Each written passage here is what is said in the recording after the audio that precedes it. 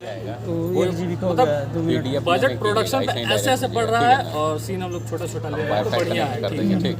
क्या बात। कोई सीन में ये नहीं कि चलो ठीक है थोड़ी बहुत गलती हुई तो इसको करनी नहीं, हर एक चीज़। और ये देखिए इस फिल्म में साउथ के डायरेक्टर हैं, बिहार यूपी से मैं हूँ, बंगाल से एक्ट्रेस है। इनके माता पिता भी जो बने वो रियल बंगाल से हैं। जो मेरे पिताजी बने हैं वो शायद मुंबई से आ रहे हैं। और ये सब जो मेरे भाई हैं कोई बिहार से कोई यूपी से है, तो सब मिक्सचर है। मज़ा आएगा। ऐसा नहीं है कि एक लैंग्वेज के लिए फिल्म बन रही है। हिंदुस्तान में जितने सारे लोग हैं वो सारे लोग इस फिल्म को देखेंगे तो समझेंगे, कोई परेशानी नहीं होगी।